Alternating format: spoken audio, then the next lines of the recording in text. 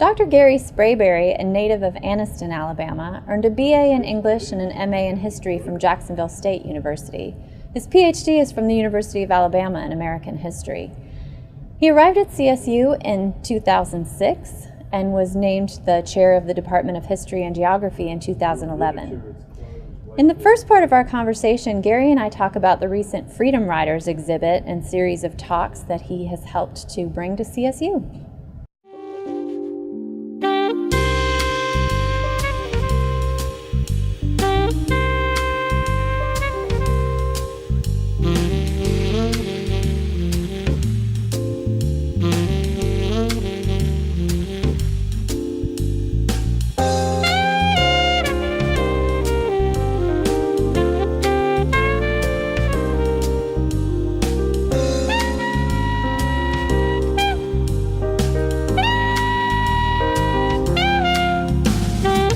So the American Experience documentary on the Freedom Riders is such a really well-crafted film. I thought so anyway. Mm-hmm. I don't know, maybe you have a different perspective on the film side of it, but it felt suspenseful, and I really thought it was interesting the way that they set up the drama of how the Freedom Rides would unfold by interviewing people about what the culture of the South, mainstream culture of the South, was mm-hmm. like at that time, that would explain why threatening segregation would, mm-hmm. feel so earth-shaking right. to people. Yeah. And so, of course, it made me think about, how you managed to get that exhibit here, and how did that all unfold?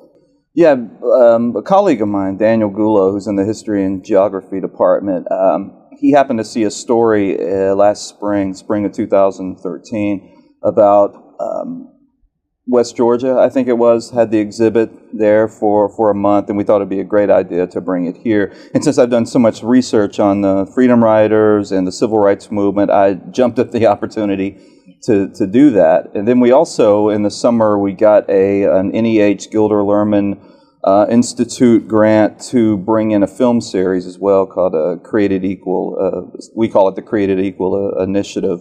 And so we thought it would be a good idea to have a year-long commemoration of the Civil Rights Movement, had the exhibit in the fall, bring in Charles Person, who was one of the original 13 Freedom Riders and who is in the documentary right. Freedom Riders.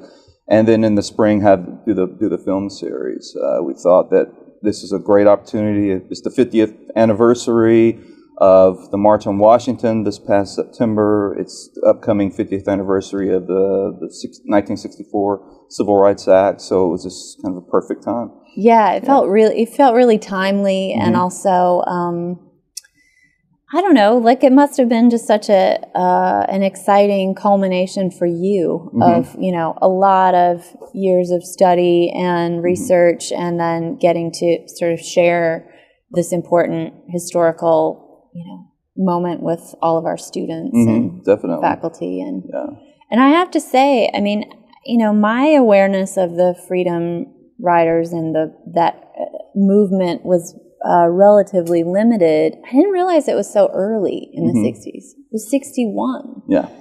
I tend to think of most of the civil rights, real activism as being in mid to late 60s. Right. But the film itself, I think, is really interesting, and the way that it reveals all sorts of tensions that are still ongoing between, state and federal government. Mm-hmm. And anyway, I was thinking about the fact that you also, probably weren't alive in 1961. No. Yeah. And so, make that clear. It's recent history, but on the other hand, not something that you have any personal recollection of. Yeah, no. In studying it so closely, I mean, I heard anecdotally from somebody who was at I don't know if it was a lunch or a dinner you mm-hmm. had with Mr. Person mm-hmm. afterwards, that he was retelling some event and was searching for the name of somebody who was there on the occasion, and you knew who it was. Right. You helped him with his own memory, his recollection of the event. So I was just wondering, I mean, does studying that moment in American history and this very specific geographical location that's home for you Right. start to make it feel like it's part of your personal history? Well, it is. I grew up less than a mile away from where the bus was burned, outside of Anniston, about 6 miles outside of Anniston, and it had always been this kind of hazy story, that my grandparents would refer to every now and then, or my dad would refer to it. And in fact, the store where the bus was burned, Forsyth Sons and Grocery, the bus was, you see it in the documentary film, the grocery store right there, later became a gas station. I used to walk to that store when I was a kid, when I was 7, 8 years old, walk there and fill my pockets full of candy and bubble gum. Never knew the significance of the place at all. And it wasn't until maybe I was in grad school and I knew it had happened, and I just wanted to explore it. Maybe it's psychoanalysis, I don't know, but I started to dig in and just got some newspaper articles and became obsessed really with that story, and then maybe the story of where I grew up, my hometown, and it does present problems, because how can you be objective when you're researching and writing about your hometown? And one reason I've worked on it for so long is for that reason. I've been a bit hesitant to put it out there. There have been articles, but also too that when you're writing about your hometown and the people that you grew up around, you want to make sure you get the story right. You want to talk to every single person. You lift every rock, uncover every document. So it's been a long process doing that. Well, I can imagine that the boundary line is fuzzy there. Mm-hmm. It's almost like doing an ethnography, because you can speak as an insider in the community, but that makes it especially valuable too. Yeah, definitely. You've got a different perspective than someone who grew up in North Dakota and decided that they wanted to tell this story. Sure. Yeah. So I think that's worthwhile, and maybe as time goes on, it'll be easier and easier for you to kind of be, I don't know, as revealing as you think you should be. Yeah, and my parents still live there, so I'm afraid to say anything, or they'll chase them out of town. So that's part. Yeah, that's part of the problem. That would be unfortunate. But you're right. Historians are always a bit maybe queasy or hesitant, leery about investigating their own past, the story of their hometown. Mm-hmm. Anthropologists don't have that problem. They seem to. It's like Clifford Geertz said, we don't study villages. We don't study villages. We study in villages. Yeah. Something like that. And I think, why not investigate your hometown? Yeah. Why not dig into your own past? Because there's a reason why you decided to investigate it. And I think I've always been of the opinion that every historian, regardless of the topic that they choose, they're essentially writing their own stories anyway. There's always a reason why you pick a particular topic, why you study a particular person or time period. In some way, it reflects your own life, your own values, or your own personal story. I totally agree. It's fascinating, especially when the topic seems at such a remove that it's hard to see how that could have, reached some deep place within a person who really wanted to find out, as much as they can about it. But it feels to me almost like, peeling away layers of an onion too, because, I can think about, my feelings about my hometown and then, gradually back up from it and see how it was shaped by the messages that I got from the wider culture about how one should feel about that place.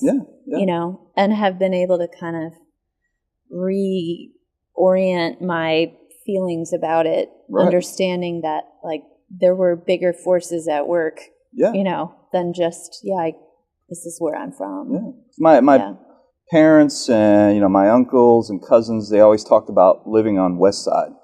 And there's always been that West Side, East Side divide in Anniston.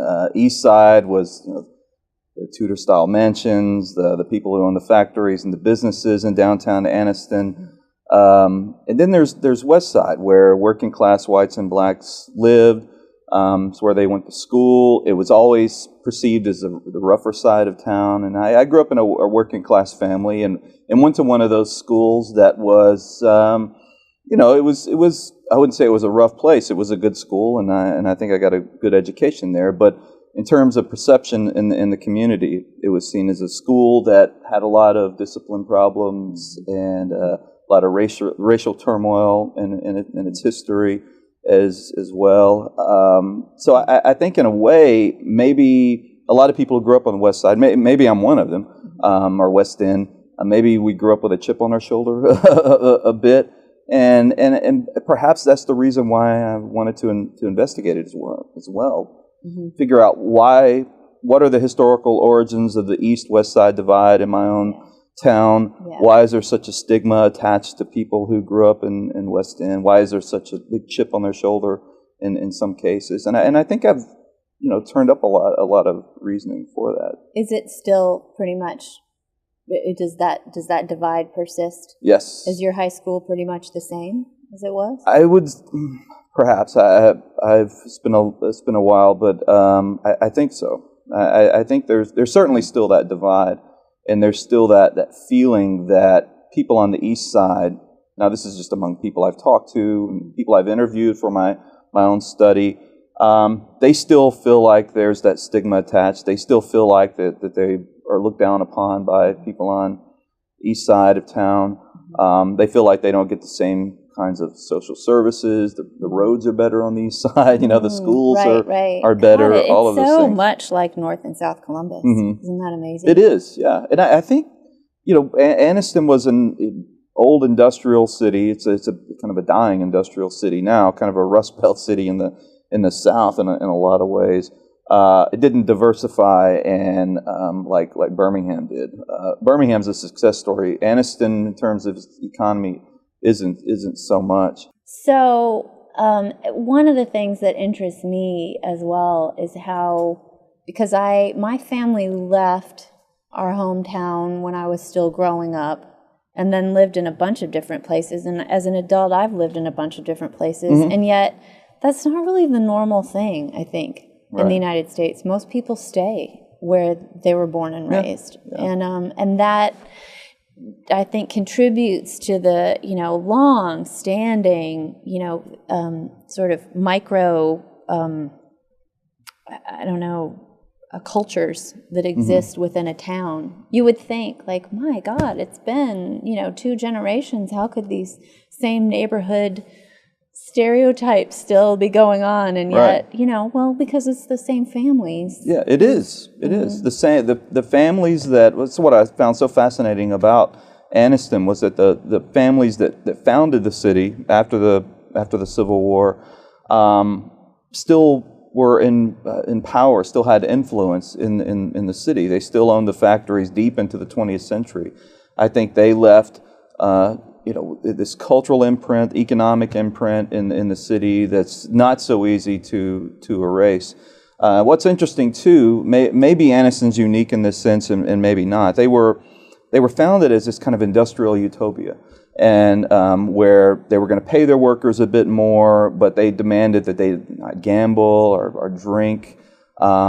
That they would keep their cottages nice and tidy. They would even inspect their cottages, every month to make sure they were neat and tidy, that there was no booze around or anything. It feels like a military base. It was, in a sense, that true. I mean, it's kind of in a lot of ways, a typical mill village where you live within a mile of where you work. That the supervisors can. You can't call in sick because they're going to come knock on your door and say, I know you're okay. You need to come to work. Those kinds of things. But I think because, and maybe this is the case in a lot of these cities, is that the people who run the factories and who run the cities, they typically run local government. They control the media outlets. And in Anniston, they kept that control. They maintained that control deep into the 20th century. And when something like a disruption to them, like the civil rights movement, occurred, they stepped in like they did, in any crisis in the city's history. They figured that we can get out in front of this in some way. We can hopefully seize control of the local civil rights movement and in a sense bend it and shape it to fit our own designs. And they did that in Anniston. Now at first, the African American civil rights activists in Anniston in a way went along because they were accomplishing things. They were integrating schools and integrating local businesses. But by the late 60s, I think they saw that this is really just the lingering strains of paternalism here, and that we're thankful that integration has occurred, and there are more African Americans being hired into positions in downtown businesses, and that's good and all. But still, this local white elite, this power structure, maintain control. And if you start digging behind that, you start to realize quickly that these guys were not who they said they were. They weren't these guys who were hoping to desegregate these businesses because it was a humane thing to do, that extend the right to vote, that's the humane thing to do and the right thing to do. If you start scratching below the surface, you realize that these guys were every bit the segregationists as these other whites in the community. Not they weren't bomb throwers, of course, like the Klan, but for instance, I'll give you a couple of examples. The local YMCA in Anniston, it was segregated until 1968, 1969, and it wasn't until a lawsuit and that the National YMCA threatened to revoke its charter that they finally desegregated. Now, why this is significant is because the local elite, they were the ones who were on the controlling board of the YMCA. They saw this as their own private health club, if you will, sure, recreational facility. And so at the same time, some of these same men were out front saying, we have to desegregate local businesses. The Jim Crow signs have to come down. We got to keep the federal government out of here. We can't have demonstrations in the streets. We're going to do the right thing and go ahead and get the ball rolling and start the desegregation process. At the same time, they're fighting tooth and nail to keep their YMCA all white. And eventually they lose that battle. I'll give you another example. There's a school in Anniston now, Donahoe High School.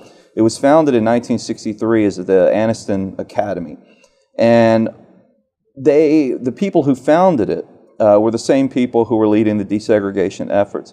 They founded this school, many believe, they'll never admit it, but they founded this school just so they could send their kids to this private school and avoid integration in the public school. They called it the Anniston Academy. Yeah, I had a feeling that might be the name of it. And they later changed it to Donahoe. And what's interesting is a lot of people who were involved in the founding of the school, the headmistress, they called her the headmistress of Anniston Academy, claimed later that that's why they were doing it.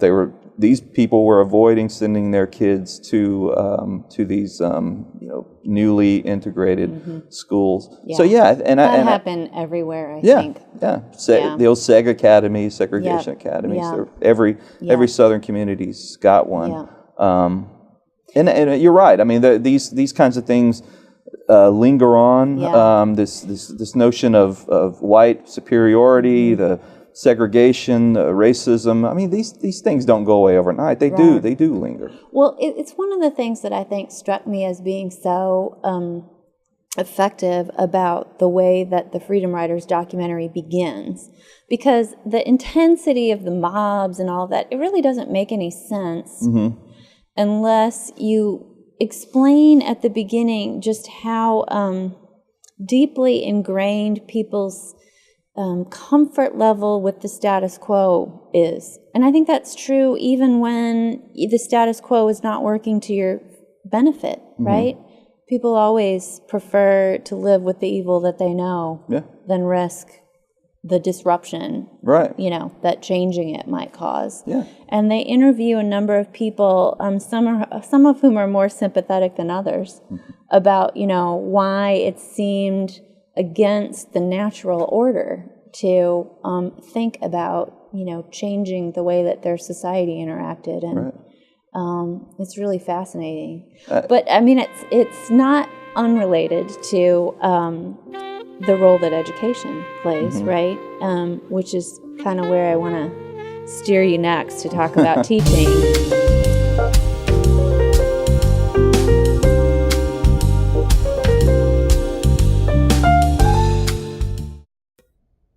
In this part of our conversation, Gary and I talk about the challenges of teaching history and the importance of helping students to develop empathy, and how important, it is when we've got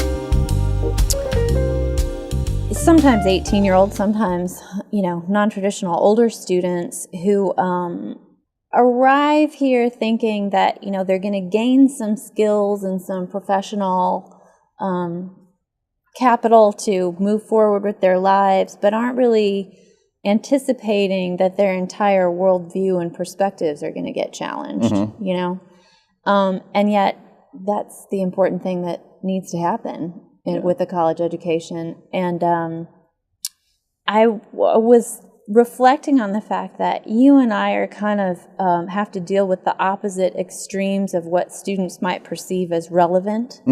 I have, especially when I teach world literature, I have to convince them that something that happened a long, long time ago, far, far away, could possibly be relevant to their lives. But I'm wondering if from your end of things, where you're asking them to focus on things that are very, contemporary and close to home, if you don't in some ways encounter the same problem of convincing them that this is serious, rigorous stuff that we have to think carefully about. This isn't just the air that you breathe. Right. I mean, do you still have to work hard to get them to see that this matters? And I think so, yeah. And I think perhaps I don't know if I have an easier role than you. I think we both have tough roles to fill and convince students that these are important topics, and it isn't. For one, you can. I mean, the obvious one is that you're going to walk away from my classes with, I think, better critical thinking skills. You're going to learn how to research. You're going to learn how to write. Yes, those are the tools and the skills that you will walk away with, and that's part of the job. That's part of the process. But you said something interesting earlier about how do you get an 18, 19-year-old to relate to something that happened a long time ago. And on the very first day of class, I always do this. I say that, how many of you have ever been angry? How many of you have ever been, happy about something? Or how many of you have felt hungry or lonely or anxious? Or, people felt that way 5,000 years ago as well, or 1,000 years ago. And so I think getting people to walk in the shoes of someone else and walk them down that path with them in some way. So I try to tell personal stories, or get them to read these personal, kind of intimate stories, so they can walk in the shoes of someone who did grow up in the segregated South, or someone who did grow up, in Reconstruction era South, or something like that. Because I think it encourages what's maybe one of the most important things anyone will walk away from a college education with is empathy. Learning how to empathize with others. To me, that's always one of those big goals in each class. I agree. I teach, It's huge, and it plays such a big role in also creating some community in your classroom. Yes. Which also I think is kind of underappreciated. It makes a big difference. I think you feel like you've established some sort of mutual purpose and some sense where everybody's kind of excited about discovering this material together. Oh yeah, yeah, that's big. Because I think if you create that kind of atmosphere where people are comfortable, where people are willing to share their own thoughts and ideas. Sometimes, frankly, it's almost too laid back. It gets too comfortable, and sometimes it gets out of hand. But that's good as well. But I think that it makes for an environment that is conducive for learning, for exchanging ideas, and for getting to know what other people think, rather than staying in your bubble, your own personal space, and never being challenged. Right. Because if you I mean, if you turn on the news, if you look at national or cable news, what are they doing? You're hearing one side of the story, depending on which channel you click onto. No one ever on these networks challenges what the outrageous things that are being said, regardless of whether it's liberal or conservative. And in the classroom, every opinion counts, and suddenly you get a lot of students who may have never been exposed in some way to the other side, the other opinion, the other viewpoint, and in some way they're shocked, because how have they if they've ever encountered that viewpoint, it's always been told to them through some kind of sort of filter. It's kind of a stereotypical take on it, and now they're sitting across from a reasonable person who has a different viewpoint and is challenging everything they believe in, and they can actually have a civil conversation about it. That's something pretty amazing that happens in classrooms. They're like little civil laboratories, I guess. Yeah, it is. And I think when you are face to face with another human being, it's really, you have to work pretty hard to keep those walls in place. Yeah. I mean, it's one of the things actually that strikes me about the little budget negotiation that has recently been going on in Congress. I think, they can stand and make speeches, for years and never make any progress. Yeah. If you put people together in a room and force them to deal with each other as human beings, probably something will get done. Right. That's so true. Yeah. But I was thinking too about what you said about asking students to make these human connections with people who might seem remote to them. And it makes good sense to me too. I mean, in one respect, the parallel's always kind of ill-fitting, right? I mean, we can't completely recreate the entire atmosphere of a historical moment so that you would really know what it felt like to be that person. Right. On the other hand, what option do we have? I mean, either we're going to sort of imperfectly connect to a moment from the past, or we'll never really be able to own it in our own way. Right. And I'm not sure it can really be absorbed any other way than through our own lenses. Yeah. And that's why I think having the students, one of the big priorities in our history classes is to get students get their hands on primary source documents. And take field trips to these different places too, so they can stand in those spaces and see what what they look like, what they feel like, and perhaps, like I said earlier, try to step inside someone's shoes. I think if you can get someone to relate to a person that lived 50, 60 years ago, you can imagine being a black sharecropper in the Mississippi Delta, and ask a student what do you think it was like to live in a home where it's cold in the wintertime, it's boiling hot in the summertime. Your children don't have shoes. They're malnourished.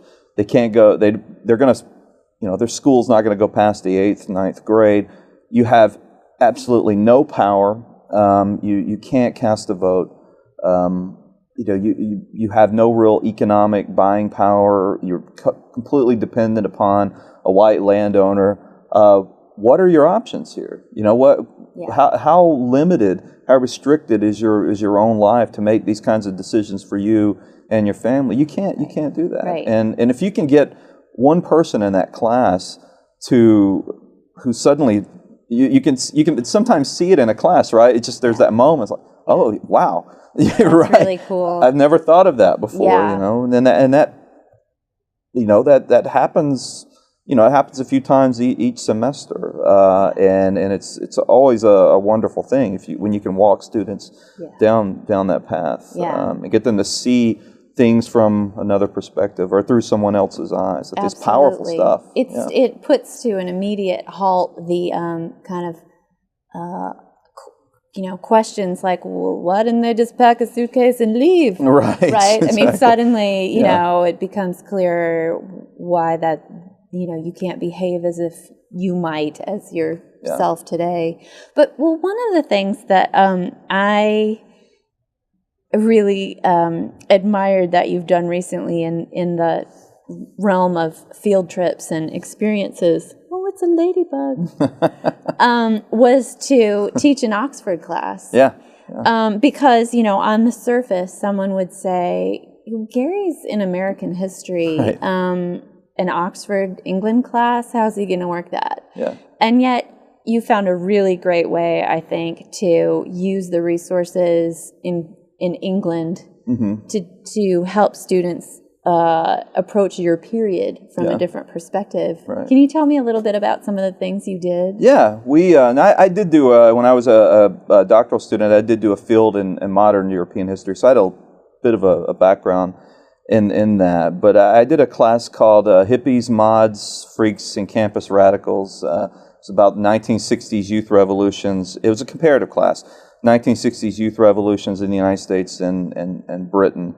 And I had the students read a lot of primary source documents about people that were involved in the anti-war movement, people who were considered part of the counterculture, or these hippies, people that went to Woodstock. Had them listen to a lot of 60s music. Most of the students liked it. Some of them did not at all. Had them listen to a lot of Beatles stuff, a lot of Rolling Stones, read a cultural history of the Beatles. Read Tariq Ali's memoir. He was just a radical in Britain. He was from Pakistan, and but yeah, with the class. I mean, we stayed at the Spencer House like everyone does. So he teaches in the CSU in Oxford class, but we traveled to Liverpool. We went to the Cavern.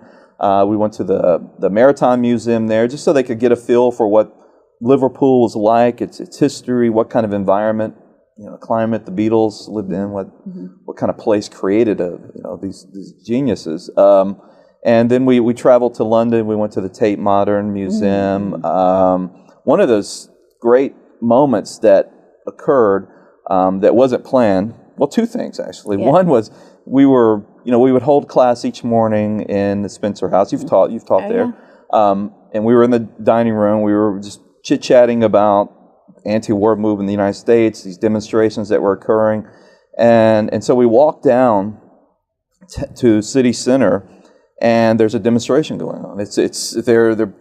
They're out there protesting for against the use of animals. They were these were animal rights activists out there. And there was a procession of these professors. It was the end of the school year, and the reason we went down is because George Martin, who produced the Beatles, was getting an honorary degree, and so you had all these professors and administrators in their robes walking past, and these activists were out there screaming at them from 10 yards away, screaming. And here are my students, taking all this in. 30 minutes before we were talking about these things as they were some distant. Remote circumstances or events, and here one was unfolding right before their eyes, and I think it grounded the class in a lot of ways. It makes it more relevant, and there was this kind of spark after that in the class. I mean, the students they kept referring back to it.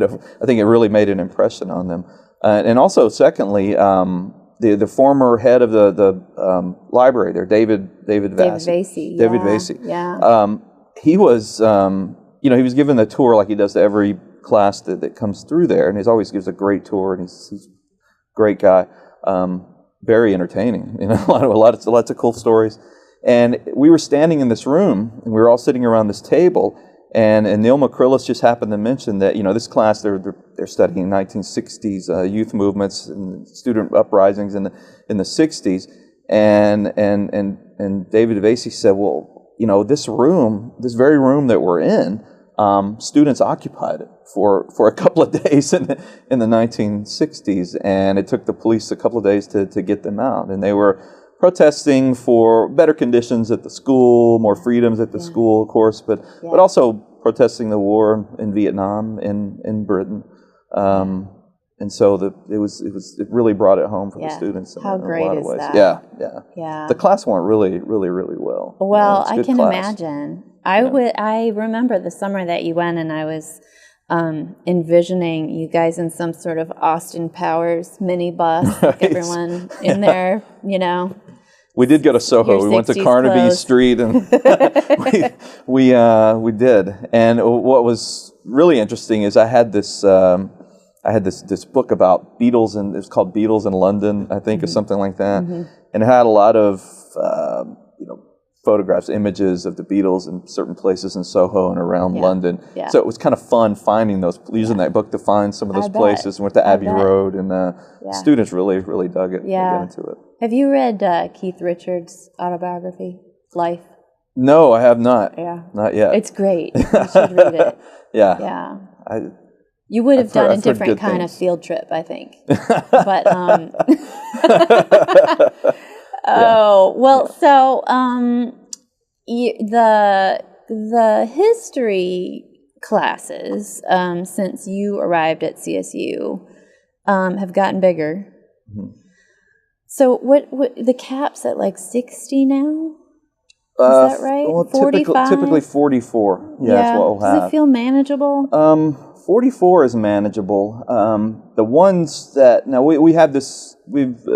They asked us a couple of years ago to what are ways that you can free up time for research and writing, which is great, and we jumped in whole hog there. So one of the things that we've done is if somebody wants to do this, they're never forced to do this, but if they want to combine two of those sections and have a 90-person class, I did it once. I didn't really like it.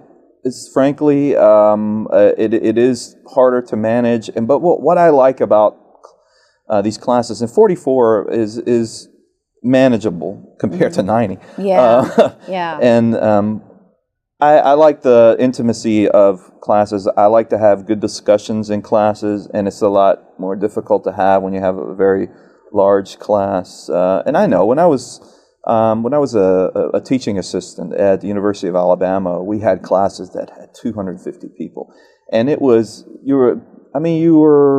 that's all you were doing is sometimes dealing with disciplinary problems and going around the students and tapping them and saying, "Stop talking." This is before everyone had a cell phone, so it was easier. Yeah. But it just seemed like you were constantly dealing with things like that. It was tough, and there was absolutely no interaction between the professor and the students in those large classes. Smaller classes, there is. You get to know your students. You can have conversations with them. You have nice discussions, and they I think they appreciate that, and they learn more. Yeah. I mean, even if you're a really compelling lecturer and you've got great stories, I think if there's no give and take, it's a different ball game. Yeah. Well, and I can appreciate hearing you talk about this. Why your reputation as a superstar. As a superstar. You're a superstar, which is, of course, why you've been ripped out of the classroom to be an administrator in our teaching list. That makes sense, doesn't it? Yeah. It's what always happens, I think.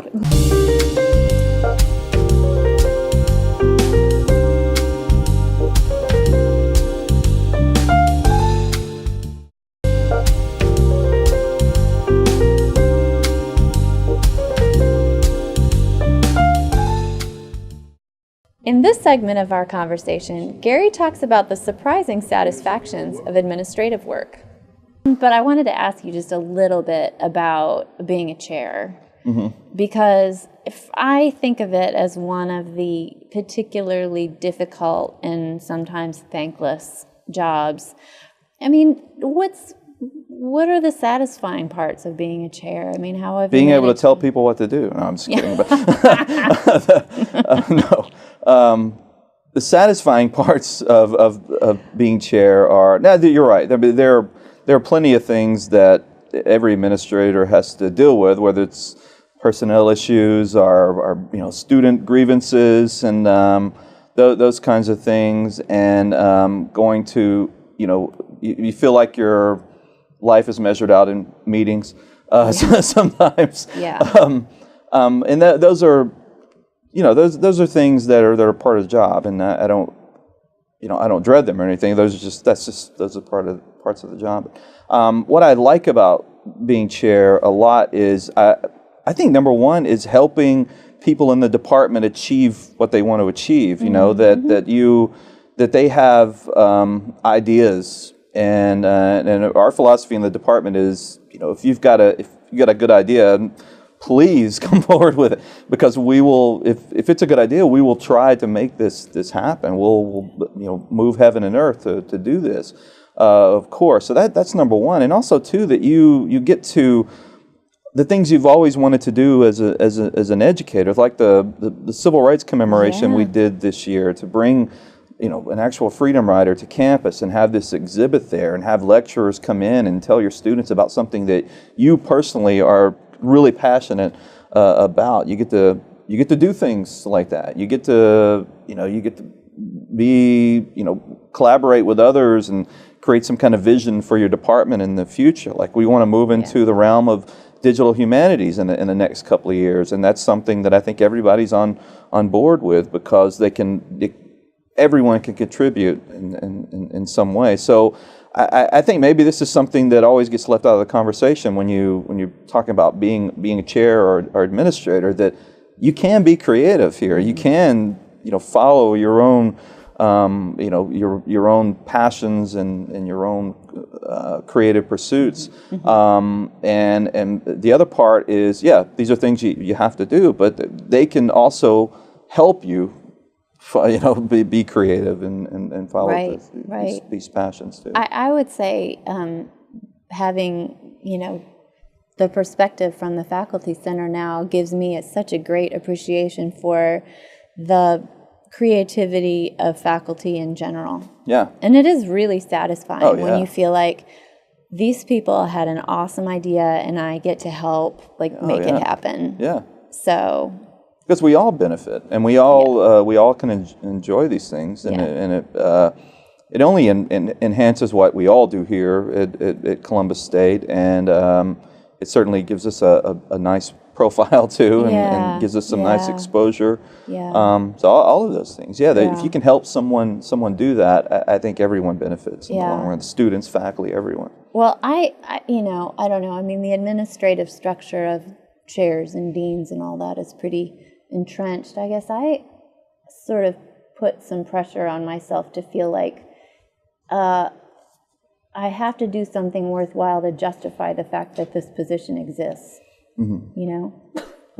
Like, why not just ditch it and divide up the money among everyone? They better be doing something important. Yeah. Well, we've kicked around the idea of getting.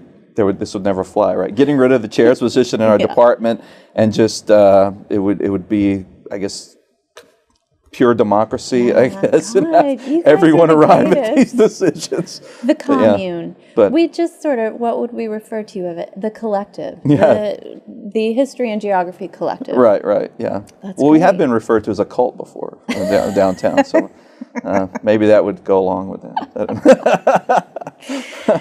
All right, so shifting gears again. What were you like as a college student?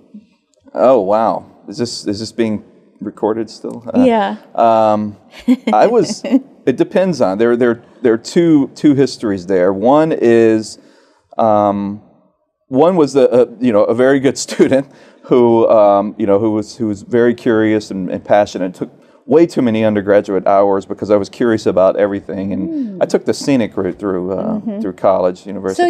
So you were exploring. You had no focused intentions to be a history major? No. Now, history was always a passion of mine. I was reading these Vietnam memoirs when I was 9 and 10 years old. It was a little strange to do that, maybe. I don't know. And World War II memoirs. So the love of history has always been there. When I got into school, the other student, the one that sometimes was at war with the good student, was the guy who played in bands and maybe I shouldn't say too much about. Yeah. You're a guitarist. Yeah, I play guitar, and I was in some bands. The Ultimate Mother Monsters was one of those bands. What kind of music did you Losers But Free. That was a punk band I was in.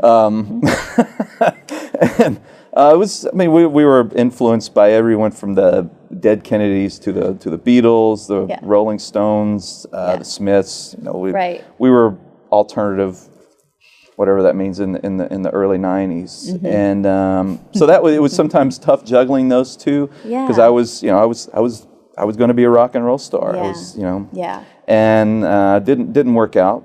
It really wasn't until my final 2 years in school that I really got serious about academia, and actually got a degree in English, and then got a master's in history and a PhD in history after that. I didn't realize that. So I had, and then we would also, we made really strange short films, my buddies and I, when we were undergrad students too. So there was certainly those creative outlets that sometimes ruined the academic side of things, but I don't regret a single minute of it. No, it sounds like a great journey. Yeah, really. Yeah, it was fun. It's so interesting to me that you were an English major, because I think I really thought long and hard about going to grad school in history, and decided if I just picked and then I had this kind of connection with Renaissance literature, and so that seemed to me like the best of both worlds, because you have to be a little bit of a historian as well. Yeah. But I think it's also common that it's not until late junior, senior year that people who are inclined to really groove on academics find this thing that they love. Right. And then suddenly they're not really ready for it to be over. Yeah. So did you go straight into your MA program? Yeah, I did. Yeah. Right after I finished, I started working on an MA. I actually started working on an MA in English, and something that old love of history was kind of rekindled, and I switched. Took another path there. Got an MA, and then took a couple of years off to find myself. I'm just kidding about that. No, what did you do? I took nothing really. I read a lot, and I did work in restaurants. I was just it was a lost weekend that lasted 2 years, kind of thing. And but I ended up going into a doctoral program at the end of that. Yeah. Although I think all of that time is critical too. I went straight into an MA program and then realized during the second year of it how burned out I was. Yeah. Because at that point you're in your sixth year of secondary school, and you do need some time to kind of grow up and figure out who you are. That's exactly what I wanted to do. I wanted to, do.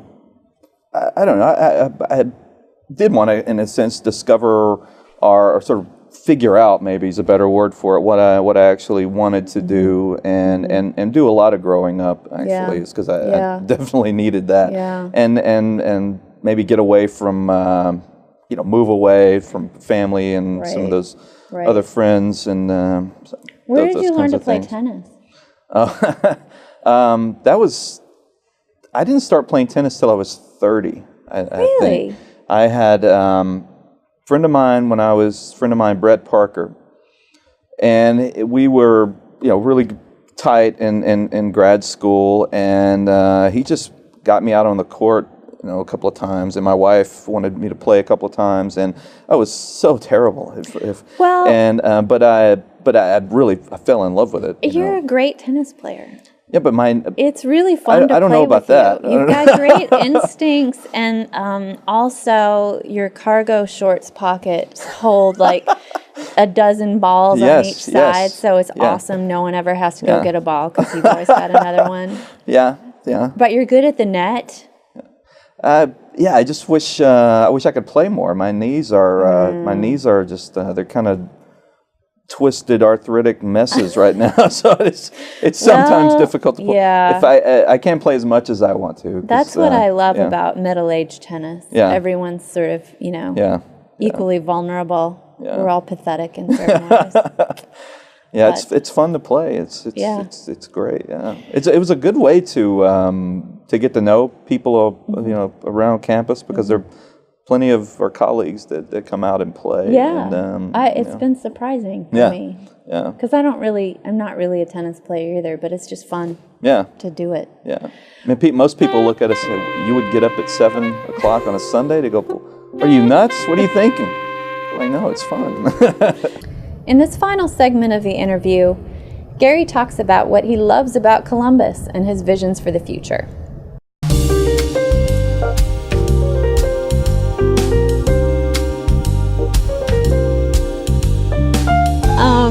Well, so when you got to Columbus, it was 2006? Mm-hmm. Is that right? Fall of 2006. Yeah. So what was your impression of it then, and why have you decided to stay? I like it, and I was kind of referring to this earlier, that Columbus really reminds me in a lot of ways of my hometown. It's an industrial city. Anniston was this kind of Rust Belt, dying industrial city. I hate this. I hope no one in Anniston hears this. The town boosters see this.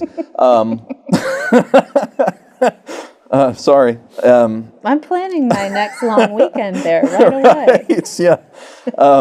Anniston's great. It's my I've been there parents, before. my family lives there, and I enjoy going back. And I would not be the person I am today without that. But Columbus reminded me of Anniston, kind of an old industrial city. You mentioned earlier the north-south divide in Columbus. There's that in Anniston, the east-west divide. It reminds me a lot of ways of that. I like the river walk. It's the riverfront is beautiful, but most importantly though are the people. I've made a lot of really good friends, and have no intentions of going anywhere. Yeah. my in-laws are here now, so I can't go anywhere. They're we're dug in now. That's so interesting that you say that though about the people. That is exactly what your predecessors in that seat have said. Yeah. Yeah. I mean, we've got a lot of perks, and they're getting better every week here in Columbus, but it's the people who they feel connected to. Oh, yeah. I mean, just colleagues in my department, Doug Thompson, we, Friday evening, we got together, and he pulled out his bass guitar and his drums, and I got my guitar, Troy Vidal, who plays guitar, and we get together, we jam. It's nice to, go to have a happy hour drink with colleagues. Yeah.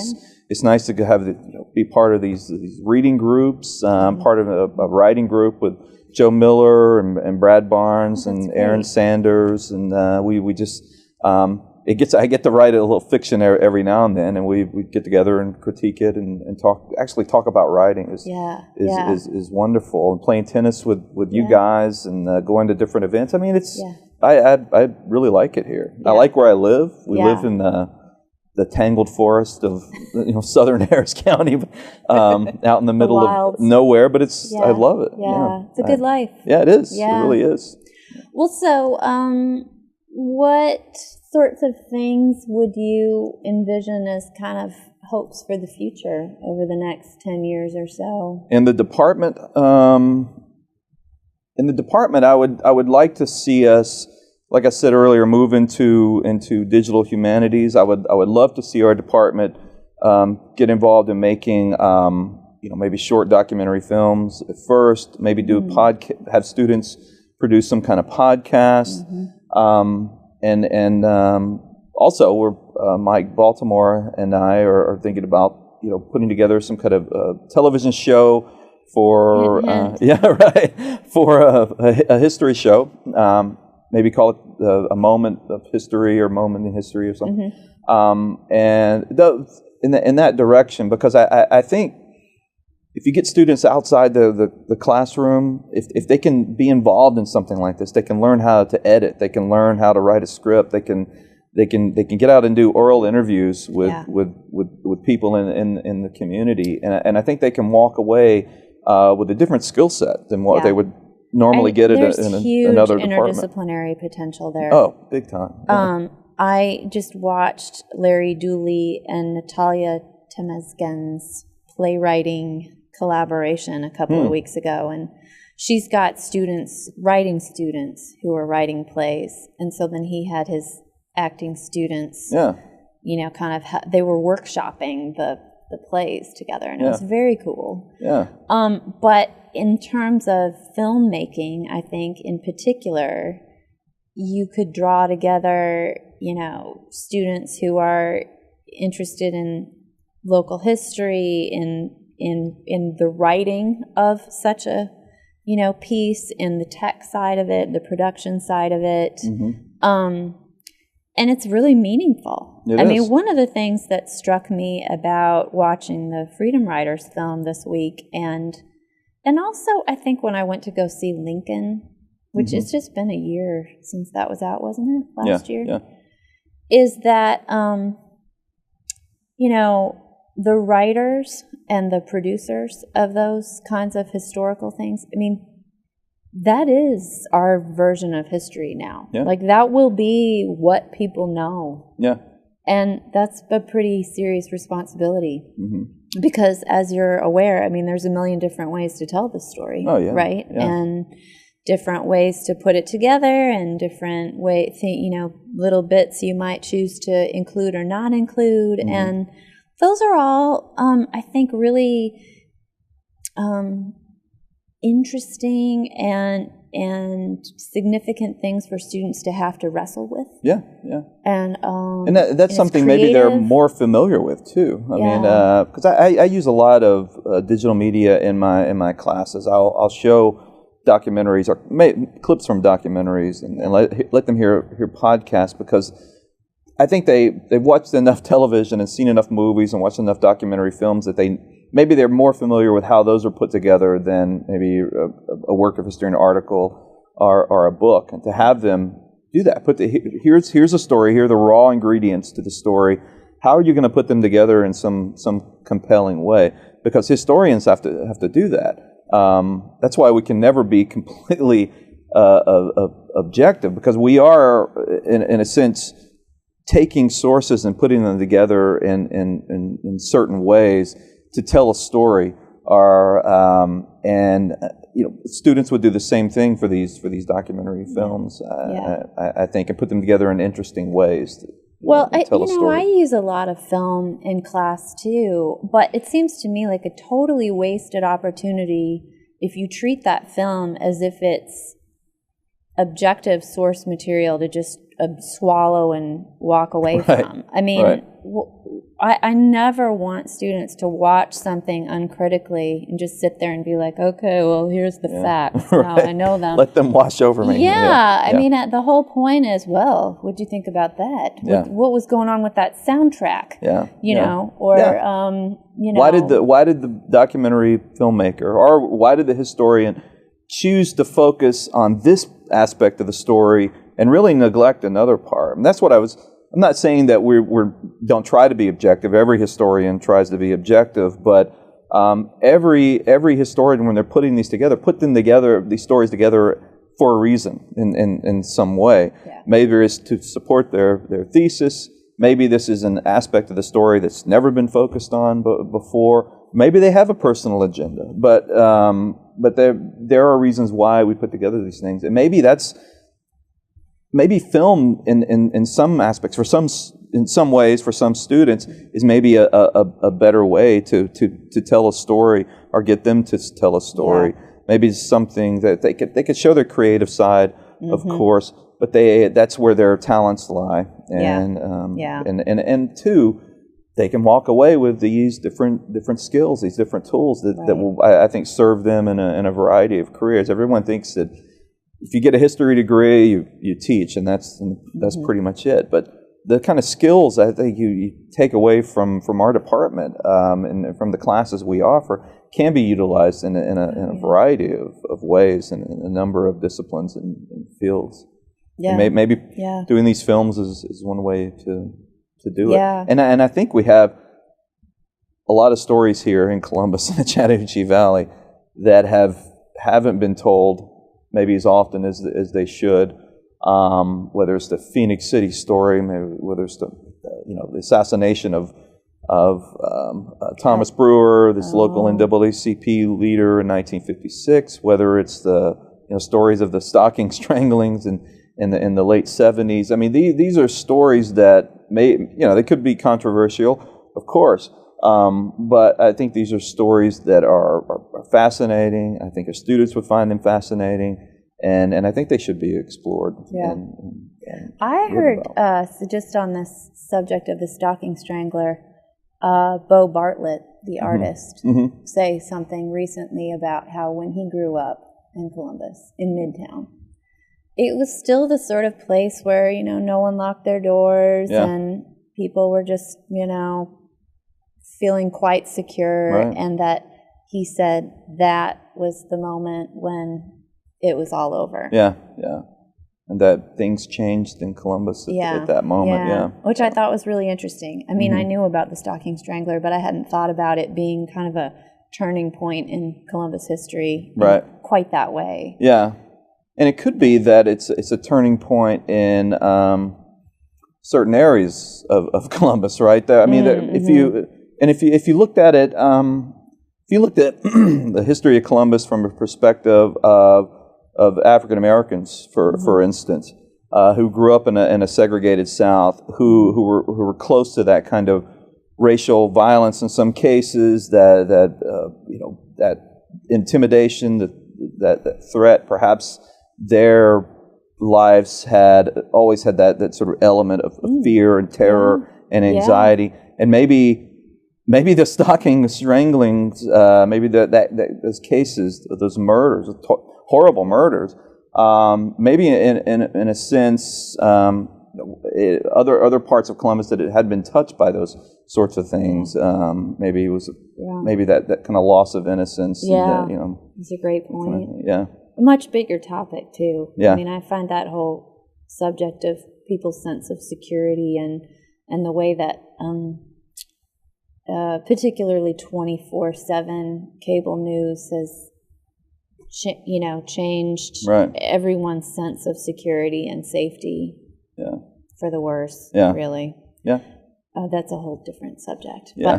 But, all right, so I got two more just sort of strange I don't know about the stockings. Maybe we should leave that part. Yeah. I went off in a weird direction there with that. I think that's really, that's a good insight. It really is. Yeah. All right, so what's the best kept secret in Columbus? Oh, wow. It could be anything, like, a place to eat or... Yeah. Oh, yeah, there are so many good places. Best kept secret in Columbus. Something more people should know about. Lake bottom tennis, right? On the early Sunday morning. No. That would be that would be up there. Definitely. No, we don't want anyone else coming out because the courts are hard enough to get. Especially on a nice day. Right. When it's 29 degrees and we're out there tough. Over the weekend, we pretty much have it to ourselves. Yeah. But spring, this is sometimes tough to get the courts. I think the best kept secret in Columbus is just to give maybe a plug to history, but there are these stories that are out there that a lot of people do not know about. There is such an untapped resource, and one thing that really makes me want to stay is because I can explore these different stories. I'll give you one example that every time I tell somebody the story, they're shocked and surprised. In the spring, early summer 1971, there were African American police officers here working for the Columbus Police Department, and they were upset that they were being discriminated against within the police department, and that they claimed they were getting lower pay, that there weren't opportunities for promotion, that they were even being segregated within the police department. Those were their claims and grievances, and they took all these grievances to the city government. They didn't do anything about them, so they went on strike in late May 1971. And during one of their protests, as they were walking a picket line in front of the Columbus Police Department, these police officers, these 7 black police officers, ripped the American flag patches from their uniforms, threw them to the ground, and said, we don't like what's going on inside the police department. The police chief came out and fired every one of them.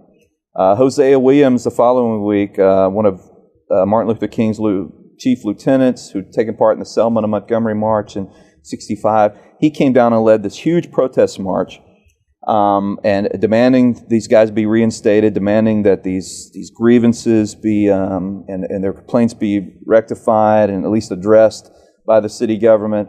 And that night, after this protest march, or 2 nights later, these fire bombings started in Columbus. There were 21 fire bombings that first night. A couple of days later, there were 20 more. By the end of the summer of 1971, there had been 160 fire bombings of white-owned businesses and homes. There had been a young African-American man shot and killed by police. There had been another large, violent march in downtown Columbus involving hundreds of people and state troopers and local police. It ended up leading to the creation of a biracial committee at the Greater Urban League of Columbus, and a lot of the issues were solved. But this is a story that no one knows about, that really was a disruption in '71 that has never been written about, has never been told. And this is just one of millions of stories that are out there that demand to be told. And Who told you that story? I ran across a reference somewhere there's a book called Beyond Atlanta, and it's about the civil rights movement in Atlanta, and they just mentioned it. And it's in the book about David Rose's book about the stocking strangler in the late 70s. He references it as well. Big Eddie Club, yeah.